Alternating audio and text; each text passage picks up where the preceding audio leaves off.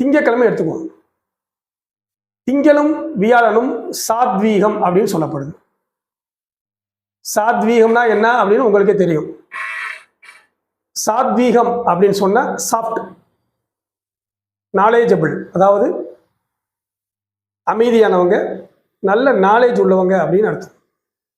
அப்ப திங்கக்கிழமையும் வியாழக்கிழமையும் பிறந்தவங்க, பொதுவாக திங்களுக்கு அதிபதி சந்திரன், 27 நட்சத்திரங்களுக்கு அதிபதி, 64 கலைகளுக்கு அதிபதி சந்திரன். அப்போ திங்கக்கிழமை பிறந்தவங்க கண்டிப்பாக நல்ல நாலேஜ் உடையவங்களா இருப்பாங்க. அடுத்து பார்த்தீங்கன்னா வியாழன், அதுவும் சாத்வீக கிழமையாக சொல்லப்படுது. வியாழன் இயல்பாகவே அது குருவுக்குரிய கிழமை. அப்போ குருவின் கிழமையில் பிறந்தவங்க எப்படி இருப்பாங்க? ரொம்ப அறிவாளி, பிரபஞ்ச நாலேஜ் இருக்கும். பாருங்க, இது வந்து படிப்பறிவுன்னு கூட வச்சுக்குவோம். இந்த புதன் சந்திரன்லாம் படிப்பறிவு. ஆனால் இந்த குரு வந்து பிரபஞ்ச அறிவு.